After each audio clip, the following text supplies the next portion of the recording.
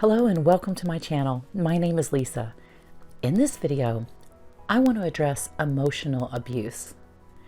Now, physical abuse is so easily recognized. It's obvious that you're being abused when there's hitting, slapping, punching, because the pain can be felt physically. The marks and the bruises are easily seen. Emotional abuse is much harder to recognize. Even victims of emotional abuse often don't recognize they're being abused. I mean, you know you don't like the way you're being treated. You know you don't like the way they make you feel. You know their words are hurtful. But since this is something you feel mentally and emotionally, you don't always recognize this as being abusive. But emotional abuse can be just as damaging as physical abuse. It's the hidden bruises no one sees, not even the victim. Narcissists seek out people who are vulnerable and who have weak boundaries that they can easily overstep. The weaker the person's boundaries, the easier it is to manipulate and control them. Narcissists do not like to be told no, and therefore they're going to constantly test your boundaries.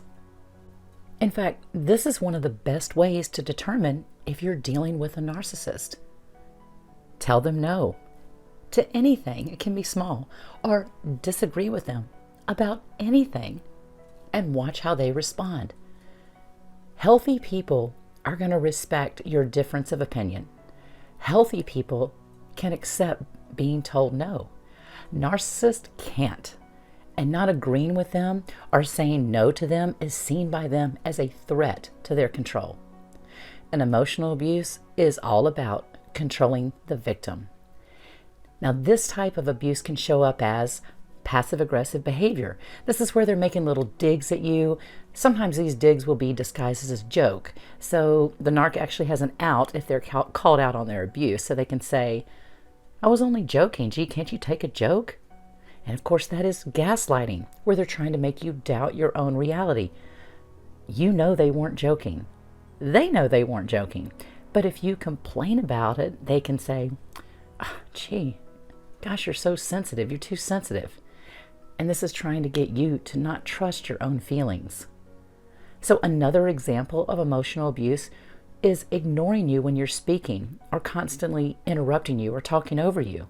Now look, everyone interrupts on occasion, but when it's habitual, especially if you've said something about it and they're continuing to do it, this is another form of control, controlling the conversation. Ignoring you when you're talking is the narcissist's way of sending you the message that, hey, whatever you have to say, it's not that important. Talking over you or interrupting you when you're speaking, it not only says that, hey, what you have to say is not important to me, but what I have to say is important, and you need to shut up and listen.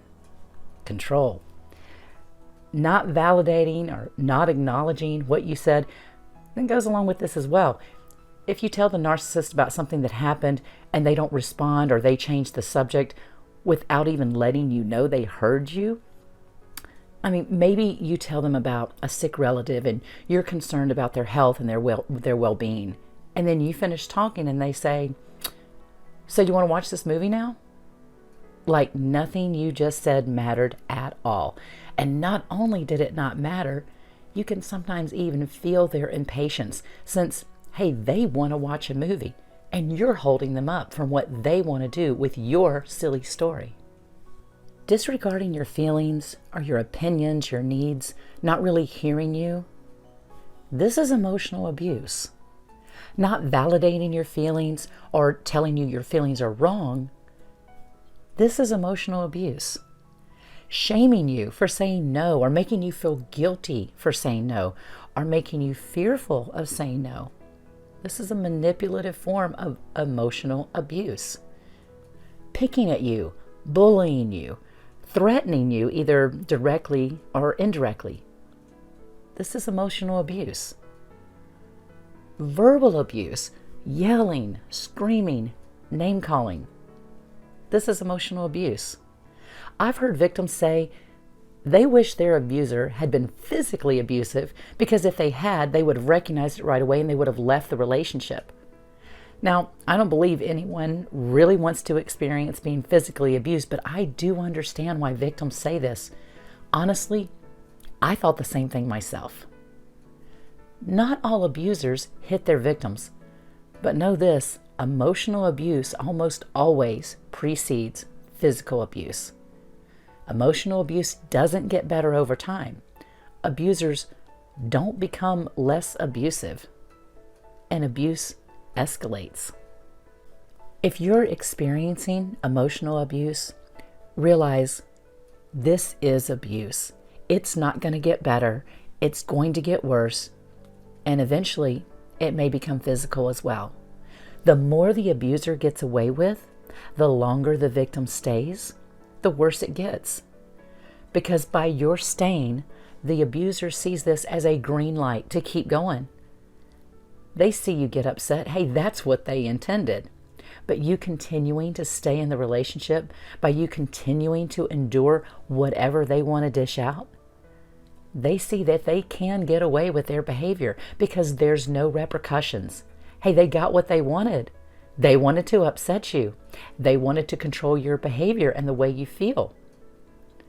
Once a person has shown themselves to be abusive, the abuse never ends, never, until you end it by ending the relationship.